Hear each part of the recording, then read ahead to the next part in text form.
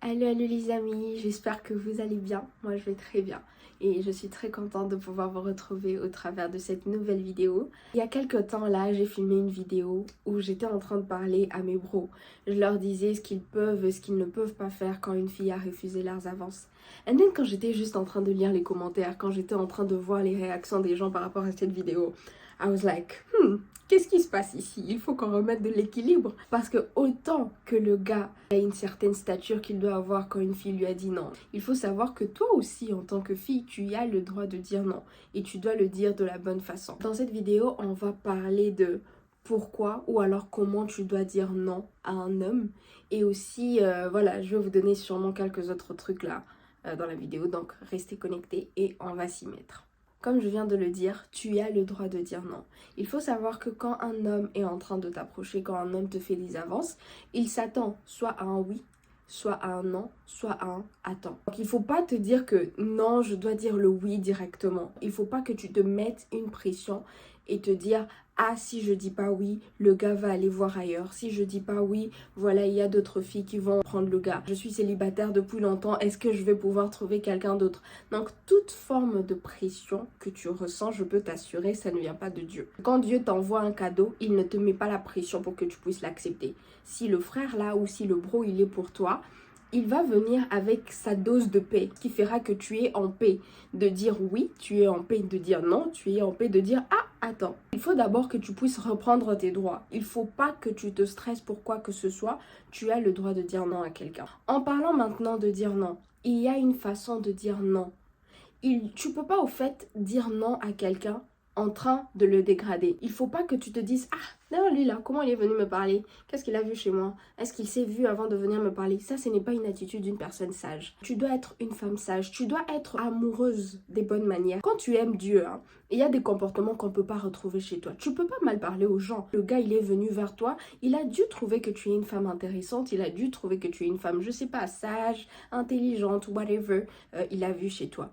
Il faut absolument que lorsqu'il te rencontre, il puisse avoir un bon témoignage de toi. Et même si tu lui dis non, il doit partir avec une image de « Oh, c'est vrai qu'elle m'a dit non, mais c'est quand même une femme respectueuse. C'est vrai qu'elle m'a dit non, mais c'est quand même une femme qui est polie. » Il ne faut pas, absolument pas que tu puisses être trouvé parmi les personnes qui manquent de respect aux gens. Pourquoi? Parce que déjà, tu sais même pas ce que réserve demain. Toi, là, tu es en train de te voir aujourd'hui, tu te dis, mais ah, qu'est-ce que le gars ici, il m'a trouvé? Est-ce qu'il s'est vu avant de me regarder? Toi, tu dis ça en fonction de aujourd'hui. Tu sais pas ce que ce gars-là va devenir demain. Tu sais pas ce que Dieu réserve pour lui. Demain, Dieu peut faire des grandes choses, surtout si c'est quelqu'un qui est assoiffé de Dieu. Yo, il faut pas blaguer avec les gens qui sont sérieux avec Dieu. Dieu peut faire énormément avec un cœur qui a soif de lui. Donc peu importe, aujourd'hui peut-être que tu te dis, ah le gars là il est bizarre façon, mais tu sais pas ce que demain lui réserve. Donc traite-le toujours avec respect parce que vous ne savez pas où vous pouvez vous rencontrer dans la vie. Si jamais tu dois dire non, ton non doit être une décision réfléchie. Il faut pas que tu dises non et puis tu es en train de te comporter comme si c'est oui, comme si c'est peut-être, Tu as dit non au gars, mais curieusement, tu veux encore prendre ses cadeaux, tu veux toujours profiter des avantages que tu avais quand il te draguait. Tu vois, ton non, il doit être catégorique. De façon que quand tu dis non au frère, s'il va se mettre en couple avec quelqu'un d'autre, tu dois être à l'aise avec ça. Il faut pas que tu sois, ah non, comment il m'a dragué et puis il est allé draguer quelqu'un d'autre. Yo, tu as dit non, d'accord? Quand tu dis non, tu assumes ton non. C'est pour ça que ton non doit être réfléchi. On recommande d'ailleurs souvent que quand tu as une approche, il ne faut pas dire non directement. Il faut recevoir les CV. Au fait, considère-toi comme une entreprise. Une entreprise ne rejette pas les CV des gens. Quand elle reçoit les CV, elle les prend.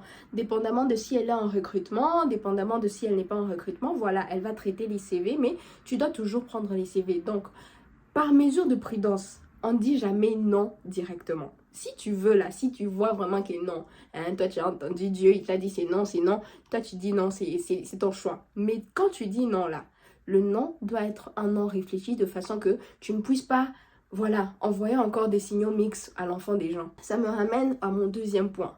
Si tu ne sais pas si c'est oui direct ou si c'est non direct, il faut savoir que tu as le droit de dire au gars « Oh, je suis contente que tu m'aies parlé, je suis honorée, c'est bien que tu aies pensé à moi pour ça. Est-ce que tu me permets d'aller réfléchir aussi ?»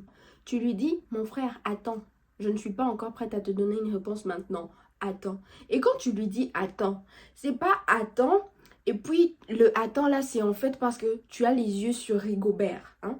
Tu as les yeux sur Rigobert, mais au fait c'est Ambroise qui est en train de te draguer maintenant.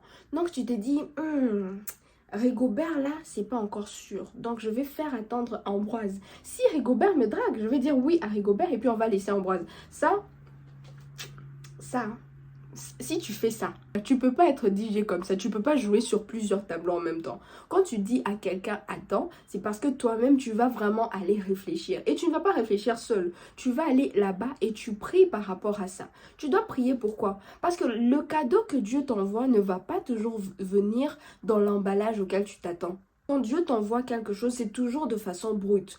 Donc, il peut t'envoyer un truc et puis, c'est pas forcément le gars que tu veux. Tu vois, toi, tu aimes bien les gars, il met des chapeaux comme ça, il s'habille toujours en t-shirt, il met des chaussures, je ne sais pas comment, tu vois. Ça, c'est ton style. Mais le gars, il vient avec des chemises ici, les pantalons qui arrivent, je sais pas, ici, tu vois. Et puis, tu te dis, ah, Seigneur, quelle affaire, tu vois. Il peut venir de la façon dont, voilà, tu n'es pas sûr.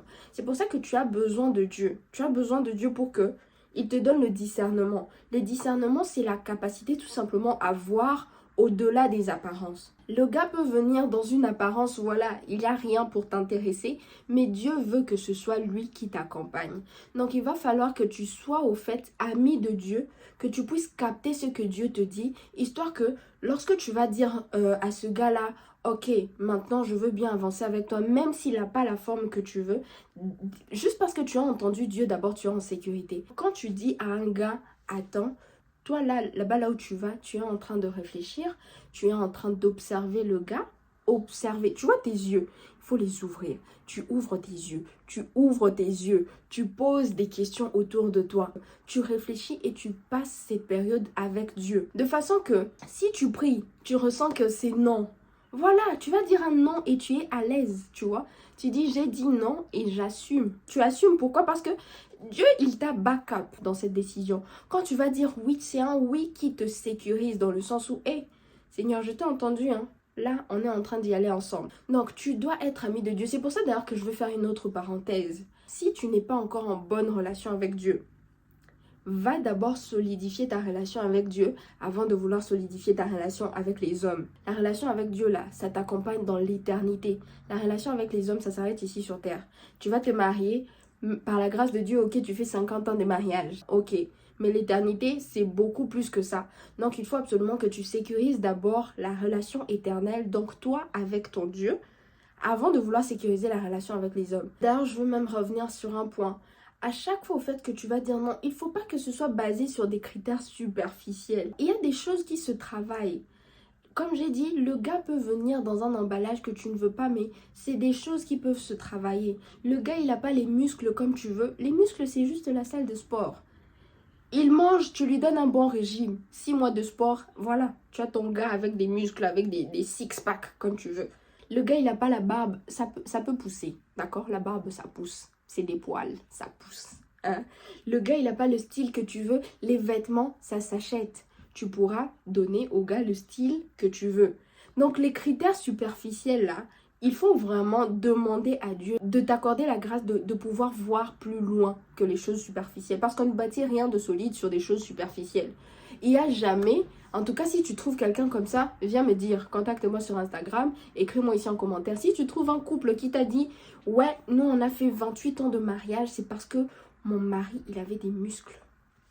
Ou alors ma femme, elle avait une belle forme. Si tu trouves quelqu'un qui t'a dit ça, tu viens me dire, d'accord? Ce serait bien de pouvoir les entendre parler. La plupart des couples, ils vont te dire quoi? Oh, c'est une femme qui est respectueuse, on a su se pardonner, on a su se comprendre, on a su communiquer. C'est des choses qui ne sont pas forcément visibles. Mais c'est ça, c'est sur ces bases-là qu'on bâtit, sur des choses solides. Donc, en tant que femme, il faut vraiment demander à Dieu la sagesse.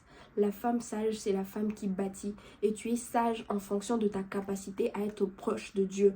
Tu es sage en fonction de ta capacité à entendre Dieu. Il ne faut pas que tu sois trouvé parmi... Voilà, les femmes, un gars vient, il te drague, tu dis juste non. Tu dis non, pourquoi toi-même tu ne sais pas, like.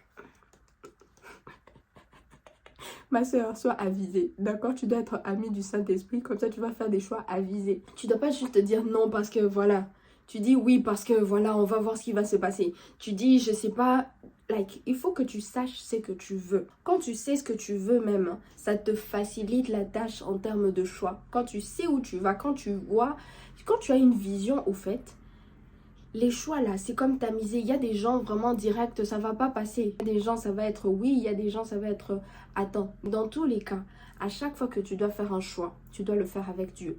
Tout se fait avec Dieu. Dieu au début de la relation, Dieu pendant la relation, Dieu jusqu'à la fin de la relation. D'accord? C'est comme ça. C'est ça le chemin du succès. Marcher avec Dieu. Marche avec Dieu. Tu ne vas pas échouer. Même si tu te trompes dans ta marche avec Dieu, Dieu il est comme un récalculateur. Il va toujours récalculer sa trajectoire. Mais dans tous les cas, toi tu dois t'assurer voilà, d'avoir un cœur obéissant. Tu es prêt à obéir à Dieu dans sa façon de faire. Et vraiment, hein, comme je l'ai toujours dit, il faut même pas mettre Dieu en dehors de tes relations. Si tu n'es pas en couple, c'est un bon moment pour t'exercer à entendre Dieu. Comme ça, quand tu auras plusieurs propositions, tu ne seras pas dans la confusion parce que tu sauras entendre la voix de ton papa. Tu pourras dire oui, non, comme tu veux, mais dans tous les cas, tu seras à l'aise.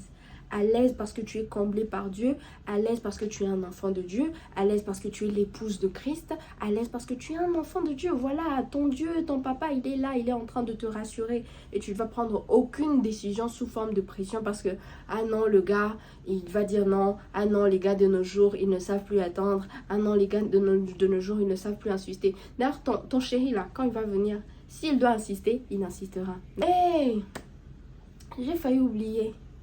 Maintenant, les temps d'attente là, il faut pas aller faire attendre l'enfant d'autrui 2 ans, 10 ans.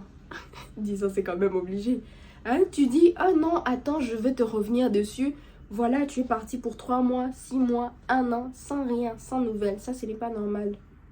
Il faut qu'on check ta spiritualité parce que ta façon d'entendre Dieu là, est-ce que Dieu va vraiment permettre que tu fasses souffrir son fils pendant 3 mois, 6 mois, 1 an? Hein? Ce n'est pas normal, ce n'est pas normal, d'accord? Il ne faut pas faire traîner les enfants des gens pour des durées indéterminées. Quand Dieu t'a déjà donné la réponse, va donner la réponse à l'enfant d'autrui. Comme ça, il sait s'il va passer à autre chose, il sait s'il va continuer, voilà. Et c'est d'ailleurs pour ça, hein. Il y en a, le gars, tu vas dire au gars, voilà, tu dois attendre. Et puis, tu lui fais attendre pendant 1 an. Le 1 an, lui, il a trouvé une autre chérie. D'accord? Ce n'est vraiment pas pour te stresser, mais il ne faut pas prendre juste des durées de temps incommensurables. Ça signifie quoi? Je sais même pas. Il faut pas prendre des durées de temps, voilà, hors norme, j'ai envie de dire. Prends une durée normale. Mets-toi à la place de l'enfant d'autrui. Dis-toi, si moi j'avais des sentiments comme ça pour cette personne, est-ce que j'aurais aimé qu'on me fasse attendre pendant 3 mois, 6 mois, 1 an, 10 ans, juste pour un oui ou pour un non? Donc sois sensible au Saint-Esprit, comme ça, voilà, les choses vont aller vite, d'accord? Les choses vont aller vite, d'accord? C'est tout ce que je voulais te dire aujourd'hui au travers de cette vidéo. Je sens qu'on est allé comme ça, mais bon, je pense que tu as pu trouver de la valeur dans cette vidéo. N'hésite surtout pas de liker, n'hésite pas de commenter, n'hésite pas de partager cette vidéo pour que plusieurs autres personnes puissent un peu avoir accès à la chaîne et avoir accès à ce contenu. Moi, je te donne rendez-vous très bientôt pour une prochaine vidéo et d'ici là, porte-toi bien. Peace!